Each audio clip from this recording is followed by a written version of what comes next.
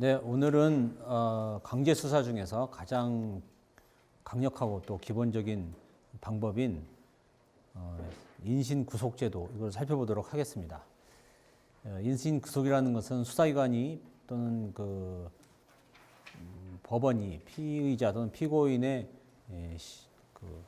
신체를 이렇게 구속하는 그러한 제도를 말하는 건데, 이 인신구속제도가 가지는 강력한 힘이라는 것은 이루 말할 수가 없는 거죠. 여러분의 어떤 자유를 직접적으로 제한하는 것이기 때문에 그렇죠.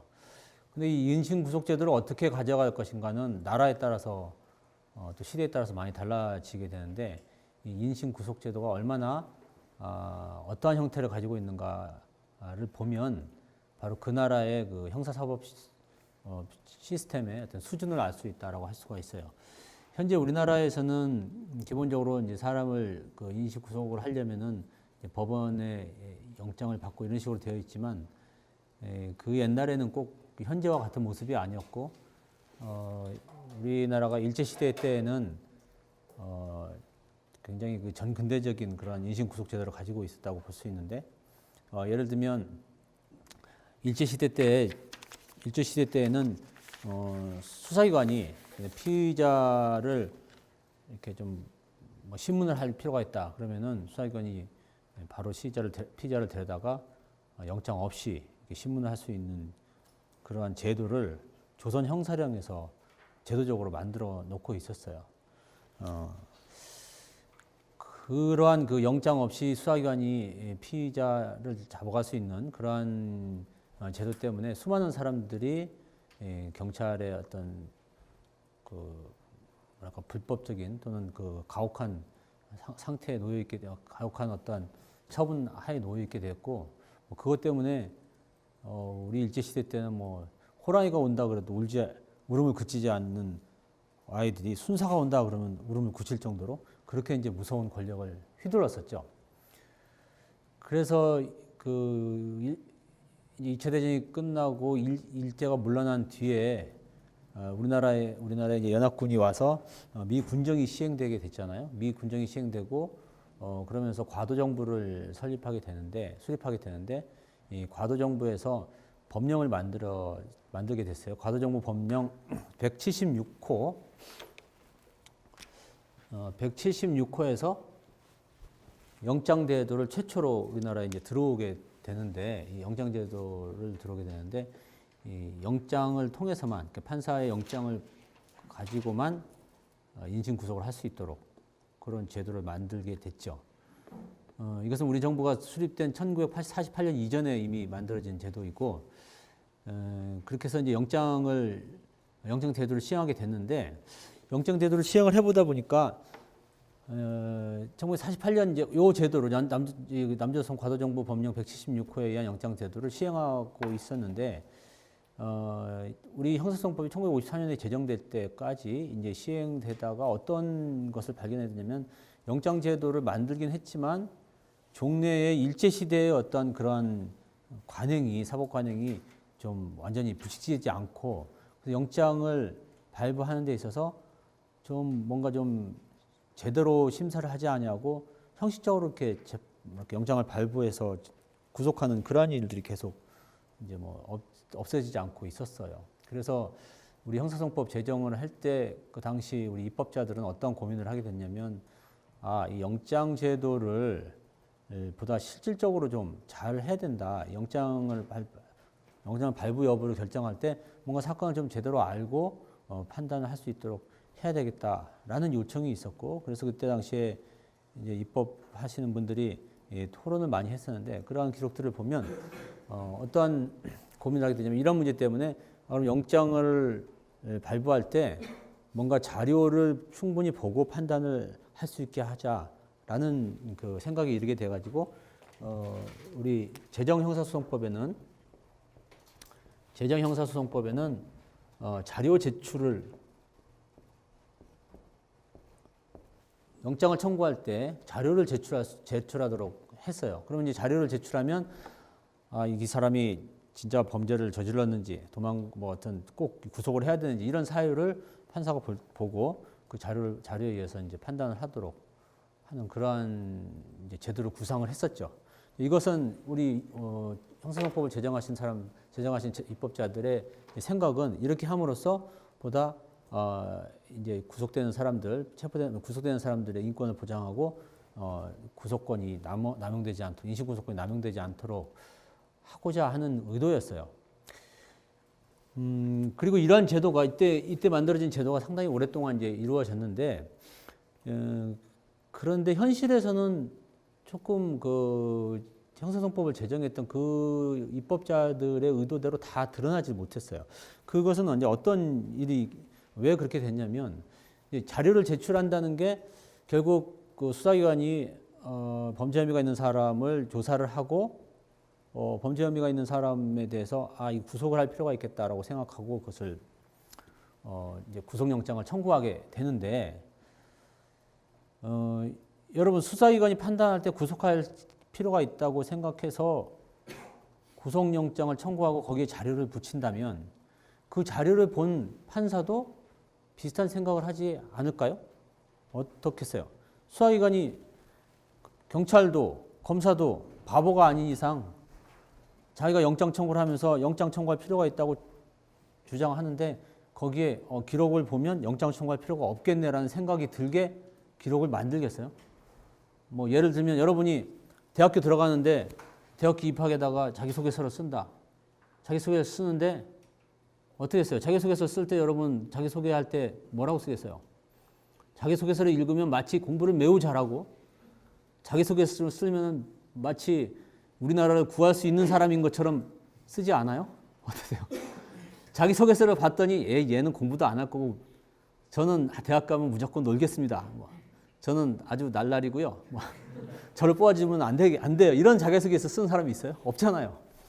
그러니까 구속 영장을 청구하는, 그리고 본인이 판단할 때, 수사기관이 판단할 때 구속할 필요가 있다고 생각해서 청구하는 사람을 보면 그 기록을 보면 당연히 뭐 보통 사람이라면 이거 구속하겠다라는 생각이 들게끔 자료를 만들죠. 일반적으로도 그렇고 또 극단적인 경우에는 예컨대 죄가 없는 사람인데도 수사기관이 이 사람을 어떻게 좀 잡아가지고 문초를 해야겠다 이런 생각이 들면 극단적으로 허위의 자료를 붙인다 한들 그것이 허위의 자료라고 하는 것을 판사가 알 리도 없고, 그렇죠? 그리고 허위는 아니라고 하더라도 예컨대 피의자 신문 조서를 만들어서 작성을 해서 그것을 영장의 어떤 자료로서 제출을 할 때 거기에 다 범죄 사실을 자백하는 것으로 기재되어 있다고 하면 판사가 보면은 범죄 사실이 다 자백되어 있고 목격다도 있고 이렇게 해서 유죄가 인정이 될 것이 거의 이제 명백해 보이고 범죄도 중하고 이렇게 해서 이제 영장을 발부한다고 하지만 사실은 이 사람이 한 36시간 동안 몇 날 며칠을 부인을 하다가 때로는 잠을 안 재우고 때로는 고문을 하고 때로는 회유를 하고 이렇게 해서 할 수 없이 자백을 했을 수도 있는데 그 앞에 부인한 것은 전혀 조서에 나타나지 않은 경우도 있을 수 있고, 그래서 결국에는 이러한 자료 제출을 마련함으로써 불법한 잘못된 구속이 없어지도록 하려고 하는, 그러니까 인권 보장하려고 하는 어떤 그 형사소송법 제정자의 목표가 달성되지 못한 결과가 되어게 됐죠. 사실 이러한 제도가 굉장히 오랫동안 되어 있었고, 따라서 그 구속영장 발부율이 굉장히 높았어요. 기각되는 경우는 별로 없었다고 보면 될 거예요. 웬만하면 구속영장이 발부됐어요. 그러면 이러한 상태에서 구속영장이 발부된다면 구속을 최종적으로 결정하는 사람은 누구겠어요? 실질적으로 구속할지 말지를 결정하는 사람은 판사가 결정하는 거예요? 아니면 수사기관이 결정하는 거예요? 수사기관이 실질적으로 결정하는 거예요. 판사는 수사기관이 결정을 해서 수사기관이 보기에 구속해도 좋다라고 생각한 사건은 그 수사기관이 판단과 똑같은 자료를 보고 보니까 당연히 수사기관이 판단이 옳은 걸로 보여지니까 결국 실질적으로는 수사기관이 결정을 한다.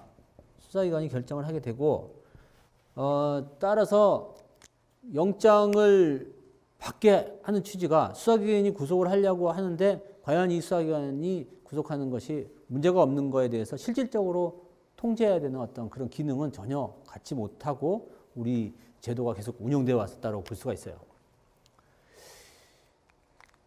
그런데 사실 그 선진국 어디를 봐도 뭐 선진국 대부분 주요 선진국들을 봐도 다 누구든지 자기가 인신이 구속될 때는 판사를 대면할 기회를 보장을 해주는 것이 일반적인 선진국의 제도이고 또 국제 인권 선언 같은 데서도 그러한 판사의 대면권을 보장해 주도록 요청하고 있어요. 근데 우리나라는 이렇게 오랫동안 이렇게 자료만 보고, 즉 피의자는 판사를 보지 않고 검사만 또는 수사기관에서의 조사만 받고 판사는 그냥 그 기록만 보고 서면만 보고 판단하니까 이게 이제 피의자가 판사한테 뭐라고 얘기할 수 있는 그런 기회가 봉쇄된 상태로 이루어져 있었죠. 그래서 이것을 바꾸자라고 한 것이 언제냐면 1995년에 형사소송법이 개정된 형사소송법 개정이 있었는데요. 이 1995년에 형사소송법이 개정되면서 이 종래의 인신구속제도가 완전히 그 체계를 바꾸게 되게 되었는데, 여기는 물론 종래는 구속영장에 의한 구속, 또 긴급구속, 현행범 체포 이런 세 가지 구조를 가지고 있던 것을 체포제도를 만들고 그다음에 체포제도에 넘어서 구속영장에 의한 구속 이런 제도로 만든, 그러니까 체포와 구속 제도로 두 개 체계화한 그러한 것이 95년도 개정인데, 그래서 이 95년 개정이 현재 체포와 구속 제도의 기반을 만들었다라고 볼 수가 있는데, 그것보다 더 중요한 것은 이 95년도 개정을 하면서 피의자가 구속될 때 판사를 만날 수 있는 권리, 판사를 대면할 수 있는 권리를 보장해 준 그러한 개정을 하게 됐죠. 즉 판사가 영장을 심사함에 있어서 종래의 서류에 의해서 형식적으로 심사하는 것을 서류에 의한 형식 심사를 배제하고 피의자를 직접 대면하고 피의자의 진술을 바로 들어보면서 실질적으로 영장 여부, 판단 여부를 그 요건을 실질적으로 심사하는 실질심사 제도를 도입했다고 볼 수 있어요. 그래서 영장 실질심사 제도라고 통칭을 하고 있어요. 1995년도에 만들어진 것이. 이름으로써 이제 우리는 인신구속제도에 관해서 선진국적인 모습을 갖췄다라고 볼 수가 있겠죠. 그런데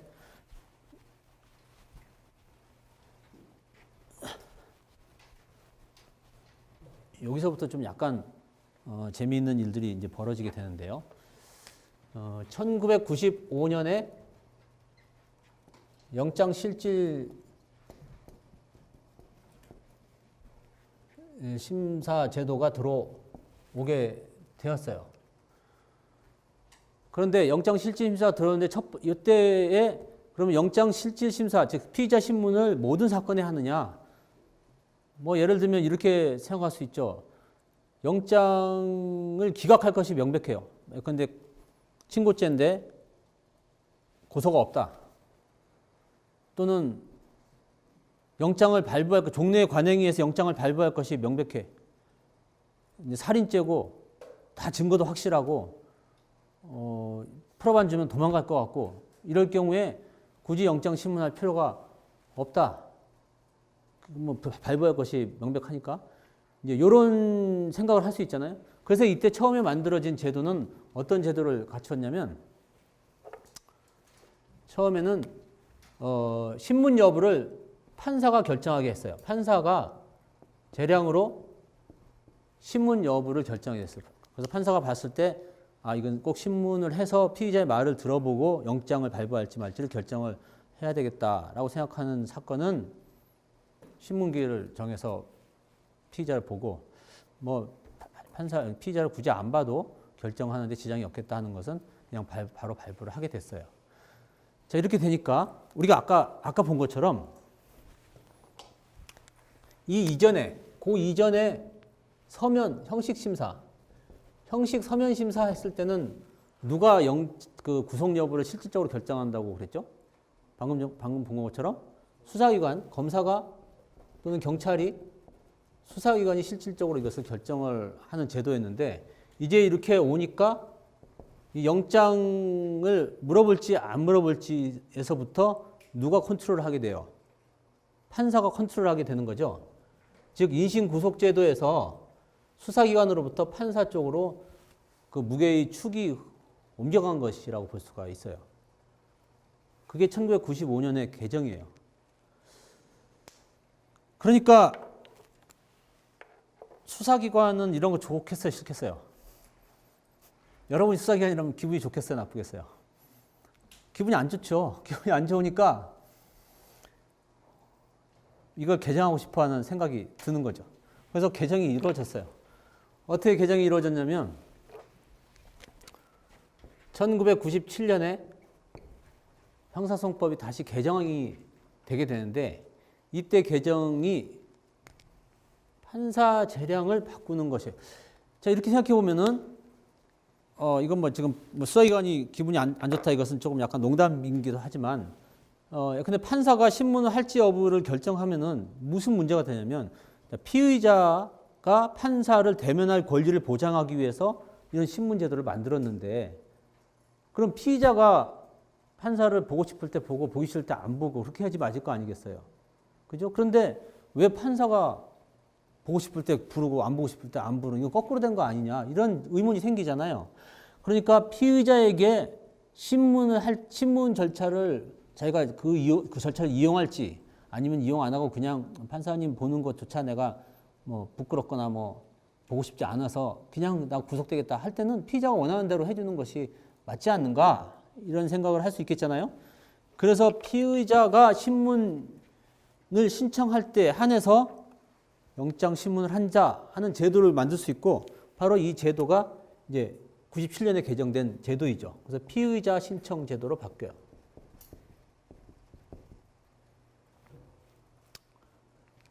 피의자 신청 제도로 바꾸는데 이 피의자 신청 제도로 바꿨을 때의 어떤 그 지금 그 대면권을 보장해 준다고 하는 그러한 그 것에 이론적으로 또는 형식적으로는 그럴듯하게 맞는 것 같은데 이것이 현실적으로는 좀 다른 모습으로 나타나게 됐어요. 피의자 신청을 하게 되니까 이 피의자 신청이 있어야만 신문을 열게 되는 거잖아요. 여러분 무슨 그 컴퓨터에서 들어갈 때 디폴트를 어디로 설정하느냐에 따라서 달라지잖아요.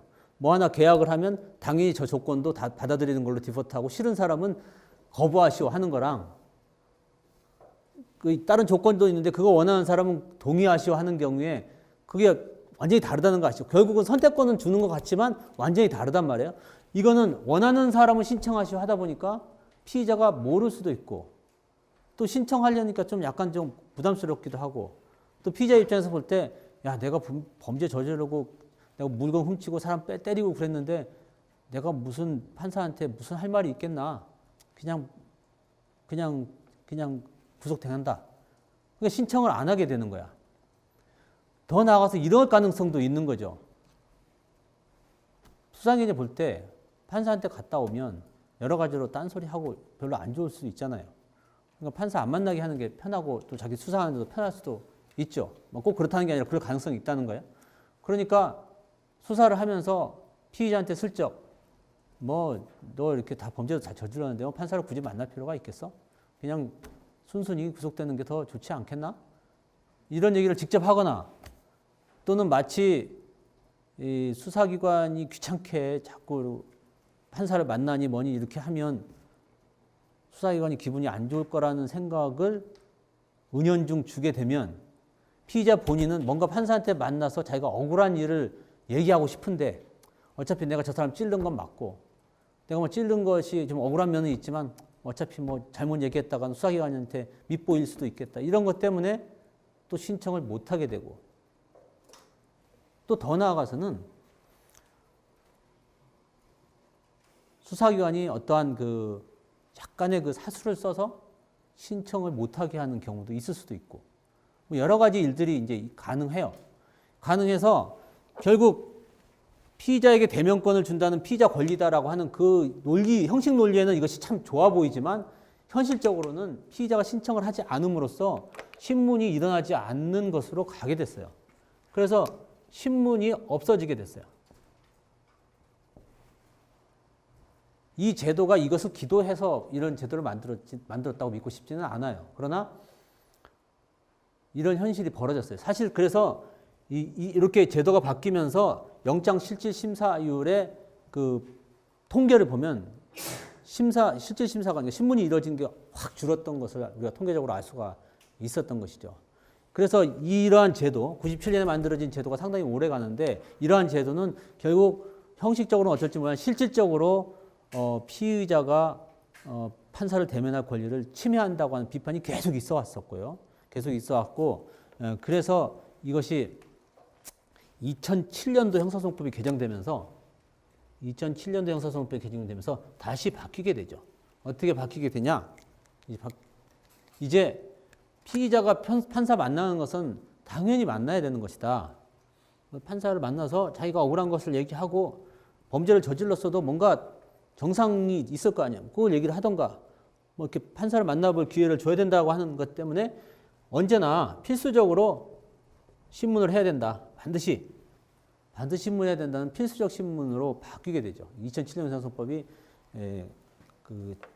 실질심사 제도를 가장 강력하게 보장한 그런 제도이고 이 제도가 현행법 제도라고 보시면 돼요. 이게 이제 현행 제도다.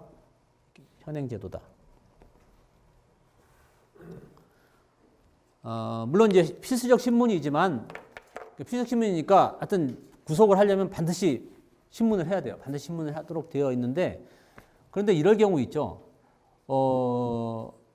구속영장이 청구됐는데 그 후에 근데 고소가 취소됐다 할지 또는 구속영장은 청구했지만 피고인이 지금 도망가가지고 신문을 해도 어차피 신문이 못 온다 할지 이러한 경우처럼 구속영장이 기각될 것이 명백하거나 또는 신문을 열어도 신문을 할 수 없는 것이 명백한 경우 같은 경우에는 신문을 할 수가 없잖아요. 하는 게 부적절을 하거나 이러한 경우는 신문을 하지 않아요.